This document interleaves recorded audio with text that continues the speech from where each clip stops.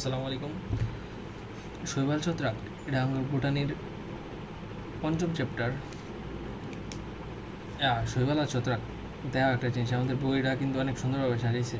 Like শৈবাল ছত্রাক যে অধ্যায়টা আছে এটা অধ্যায় 5-এর মধ্যে আছে, আর বায়োফাইটা টয়েডোফাইটা এটা আছে 6-এর মধ্যে। নগ্ন বিজি আবজাতি বিজি যে অধ্যায়টা আছে এটা আছে 7-এর মধ্যে। তো একটা কথা মনে রাখবা যে শৈবাল ছত্রাকের থেকে বায়োডোফাইটা টায়োডোফাইটা সবচেয়ে আর একটু বেশি উন্নত, আর এই দিক দিয়ে নগ্ন বীজ হইলো আরও বেশি উন্নত।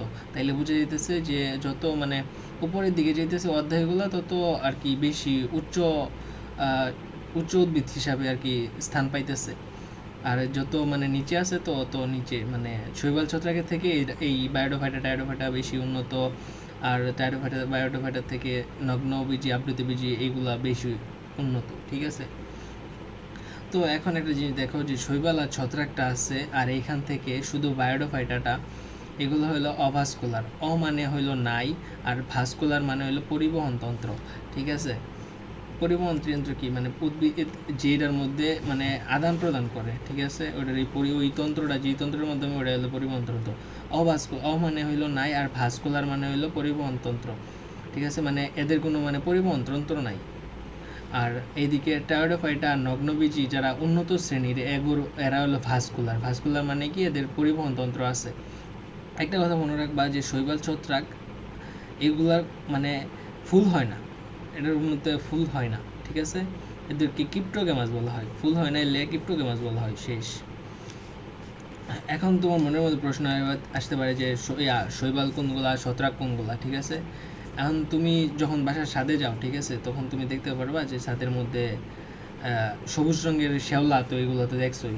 তো ওইগুলাকে আর কি শৈবাল বলা হয়। এখন শৈবাল অনেক ধরনের হতে পারে। ঠিক আছে, অনেক বড় হতে পারে, প্রায় 60 থেকে 100 মিটার লম্বা হতে পারে, আরও অনেক বড় হতে পারে, ছোট হতে পারে। এখন ওটা জায়গা এবং পরিবেশ বুঝে আর কি। ঠিক আছে, তো আর ছত্রাক কি, ছত্রাক ওই যে দেখো না ব্যাঙের মধ্যে ব্যাঙের ছাতা যেটা রেখো ছাতার মতো ওইটাই। তো পরে দেখো এখানে দেখা যেতেছে শৈবাল ছত্রাকের মধ্যে মানে লেয়ার ক্রিপ্টোগ্যামাস, মানে এদের মধ্যে ফুল হয় না, এর লিগা এদেরকে অপুষ্পক থাকে, এই জন্য লেয়ার ক্রিপ্টোগ্যামাস বলা হয়।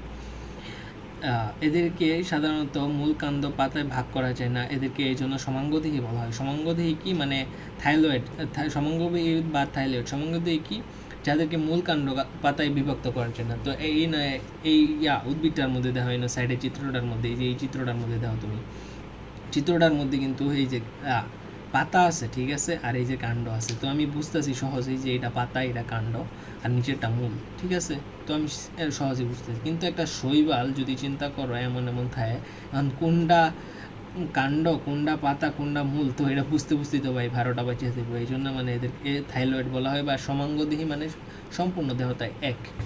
ঠিক আছে, তো তুমি এই পেজটা ভালো করে দেখে নিও, তাইলে হবে। আশা করি বুঝছো। দেন শৈবাল ছত্রাকের এখানে আসো, যে শৈবাল যেটা আছে এটার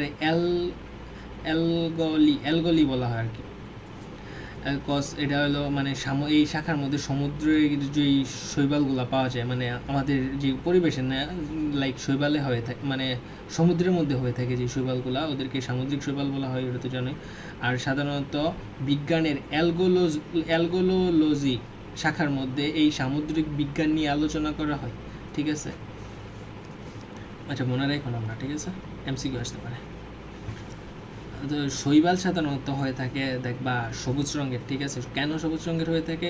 কজ এটার মধ্যে ক্লোরোফিল আছে, ক্লোরোপ্লাস্ট বা ক্লোরোফিল যেটা বলতে পারো, ইচ্ছা, সমস্যা নাই। ক্লোরোপ্লাস্ট বলাটাই উত্তম, একটু ভিতরে স্তরে আর কি গেছে। তো শৈবালের মধ্যে শৈবাল সবুজ থাকে। শৈবাল কেন সবুজ থাকে? কারণ এটার মধ্যে ক্লোরোপ্লাস্ট আছে। ক্লোরোপ্লাস্ট কী করে? এটা খাদ্য তৈরি করতে পারে। মনে রাখবা ভাই, শৈবাল মানে খাদ্য তৈরি করতে পারে, আর ছত্রাক খাদ্য তৈরি করতে পারে না। ঠিক আছে, ওদের মধ্যে অনেক মানে মিথস্ক্রিয়া উৎপন্ন হয়। মিথস্ক্রিয়া হইলো ধরো একজন আরেকজনকে সহায়তা করে। ঠিক আছে, তো এইগুলো আমরা সামনে পড়বো, সমস্যা নাই। তুমি এখন মনে রাখবা যে শৈবাল হইল সবুজ রঙের ক্লোরোপ্লাস্ট থাকে এবং খাদ্য তৈরি করতে পারে, মাস্ট ইম্পর্ট্যান্ট, খাদ্য তৈরি করতে পারে। এখন তোমার মনে হতে পারে যে শৈবাল কীভাবে খাদ্য তৈরি করতে পারে। এখন তুমি যদি এই যে দেখো এখানে একটা জিনিস, এখানে একটা এনজাইম আছে রবিস্কো এনজাইম, এটা হলো আমাদের জীবজগতের মধ্যে সবথেকে গুরুত্বপূর্ণ এনজাইম। এটা আমরা যখন তুমি যখন অধ্যায় 9 পড়বা, ঠিক আছে, তো আমার তো এটা পড়া শেষ, এই জন্য আমি বলতে পারতেছি। তো তুমি যখন অধ্যায় 9 পড়বা, তো অধ্যায় ওই 9-এর মধ্যে দেখবা এইটা নিয়ে বিস্তর লেখা আছে, আমি তোমাকে শর্টকাটে বুঝিয়ে দিতেছি। রবিস্কো এনজাইম হলো মানে আমাদের জীবজগতের মধ্যে, তুমি দেখো মানে আমরা তো উদ্ভিদ কার্বন আমরা অক্সিজেন গ্রহণ করি আর উদ্ভিদ কার্বন ডাইঅক্সাইড ত্যাগ করে, ঠিক আছে। তো উদ্ভিদ যে কার্বন ডাইঅক্সাইডটা মানে উদ্ভিদ তো কার্বন ডাইঅক্সাইড গ্রহণ করে, মানে হ্যাঁ উদ্ভিদ তো কার্বন ডাইঅক্সাইড গ্রহণ করে, মানে কেমনে গ্রহণ করব, কেমনে গ্রহণ করব, এই রবিস্কো এনজাইমের মধ্যে গ্রহণ করে, ঠিক আছে। এই জন্য মানে উদ্ভিদটা বেঁচে থাকে, বুঝছো। তো এই রবিস্কো এনজাইমের মানে কেন্দ্র করে, ঠিক আছে, কিছু দানাদার মতো থাকে, যে এটা যদি রবিস্কো এনজাইম থাকে তাহলে সাইড দিয়ে দানার মতো ঘুরতে থাকে, ঠিক আছে। তো এই দানার মতো ঘুরতে থাকে এগুলাকে পাইরোনয়েড দানা বা স্টার্চ, ওই ভাতের মতো আর কি, এমন দানাদার আকারে ঘুরতে থাকে। আরেকটা জিনিস মনে রাখবা যে শৈবাল যেগুলো পাথরের গায়ে জন্মায় এগুলাকে লিথোফাইট বলা হয়, ঠিক আছে। যেগুলো পাথরের গায়ে জন্মায় এদেরকে লিথোফাইট বলা হয়। লিথো মানে পাথর মানে হইলো লিথো বোঝায়, ঠিক আছে। আর ফাইট মানে গায়ে জন্মাইছে এমন কিছু, ঠিক আছে। এই জন্য মনে রাখবা যে পাথরের মধ্যে যেটা জন্মায় এটা হলো লিথোফাইট। এটা এমসিকিউ এর জন্য মোস্ট ইম্পর্টেন্ট। তো এখানে দেখো আবার যেই শৈবালগুলা পানির নিচে মানে পানির নিচে, ঠিক আছে, পানির নিচে মাটিতে আবদ্ধ থাকে মানে এই ধরো একদম মানে ধরো এটা একটা পুকুর অথবা সমুদ্র ধরো, তো উপরে পানি আর এই যে নিচে মাটি যেগুলো আছে, তো ওইগুলোর মধ্যে যেগুলো থাকে ওইগুলোকে বেন্থিক বলা হয়। তো এইগুলো ইম্পর্ট্যান্ট এমসিকিউ এর জন্য, যেগুলো মানে পানির নিচে থাকে এদেরকে বেন্থিক বলা হয়। দেন শৈবাল যেগুলো অন্য গাছের উপর জন্মায়, যেমন মানে কিছু গাছ আছে না, ওই বট গাছ টট গাছ হ্যান ত্যান, ওইগুলা তো অন্য গাছের উপর জন্মায়। তো এদেরকে মানে বলা হয় হইলো উপরে যেহেতু এই লিগা এপি বলা হয়, ঠিক আছে, এই লিগা বলা হয় এপিফাইট। যে অন্য গাছের উপরে জন্মায় এটার নাম হইলো এপিফাইট, ঠিক আছে। আর যেটা অন্য গাছের ভিতরে জন্মায়, ঠিক আছে, এটা হলো অ্যান্ডো। মানে মনে রাখবা এপি মানে হইল উপরে আর অ্যান্ডো মানে হইল ভেতরে, ঠিক আছে, উপরে আর ভেতরে। এপি মানে উপরে, অ্যান্ডো মানে ভেতরে, শেষ। এই জন্য এটার নাম অ্যান্ডোফাইট বলা হয়েছে। তো শৈবাল আর ছত্রাকের মধ্যে যেন কি হচ্ছে একটা জিনিস ঘটে, শৈবাল এবং ছত্রাকের মধ্যে একটা জিনিস ঘটে। ভাই মনোযোগ দাও, ঠিক আছে, মনোযোগ হারাও না, দাও। শৈবাল এই লাভ দিছি কি লেখা, হ্যাঁ এই তাদের মধ্যে তোমার আমার মধ্যে যে ভালোবাসাটা আছে তাদের মধ্যে এমন ভালোবাসা ঘটে, ঠিক আছে। তো তোমার আমি বুঝাইতেছি কেমনে। ধরো শৈবাল আর ছত্রাক এদের মধ্যে মিথজীবিতা ঘটে। মিথজীবিতা কি, এটা কিন্তু খ নাম্বারের জন্য আসতে পারে তোমার, ঠিক আছে। তো মিথজীবিতা হইল পরস্পর উপকার করে। লাইকেন, এরা লাইকেনের সাথে যুক্ত করে, লাইকেন একটা মানে একটা এনজাইম ধরতে পারো, অথবা মিথজীবিত আর কি লাইকেন বলে আর কি এটা মানে। ও আচ্ছা, তোমাকে এখানে আগে বললাম আমি যে কেন আর কি তারা, তোমার মনের মধ্যে প্রশ্ন থাকতে পারে যে কেমনে উপকার করে। এই যে শৈবালটা আছে না, এই শৈবালটা মানে সে খাদ্য উৎপাদন করতে পারে। কেন খাদ্য উৎপাদন করে, তার মধ্যে ক্লোরোপ্লাস্ট আছে বিধায় সে খাদ্য উৎপাদন করতে পারে। কিন্তু শৈবালের মধ্যে ক্লোরোপ্লাস্ট নাই, এই জন্য সে খাদ্য উৎপাদন করতে পারে না। এখন শৈবালের মধ্যে ছত্রাকের মধ্যে ক্লোরোপ্লাস্ট নাই, ঠিক আছে, এই জন্য সে খাদ্য উৎপাদন করতে পারে না। আর শৈবালের মধ্যে ক্লোরোপ্লাস্ট আছে, সে খাদ্য উৎপাদন করতে পারে। এখন এই শৈবালটা এই ছত্রাকরে খাদ্য দেয়, এর ফলে এই ছত্রাকটা এই শৈবালটাকে জায়গা দেয় যেন সে ওই ছত্রাকের মধ্যে মানে আবদ্ধ হয়ে থাকতে পারে, ঠিক আছে। তো সে জায়গা দিয়ে সহযোগিতা করতেছে আর সে খাবার দিয়ে সহযোগিতা করতেছে। তো এটাই হলো মিথজীবিতা ক্রিয়া। তুমি যদি এটা লিখে দাও খ নম্বরে, একদম 2-এ 2 পাইবা।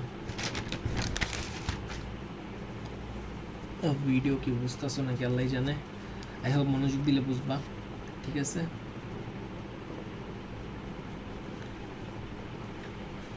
একটা কথা মনে রাখবা যে শৈবাল হলো আদিকোষী, ঠিক আছে। আদিকোষী নীলাভ শৈবাল যেটা আছে, যেই শৈবালগুলা মানে আদিকোষী নীলাভ সবুজ শৈবাল আছে, সেইগুলোকে বলে সায়ানোব্যাকটেরিয়া।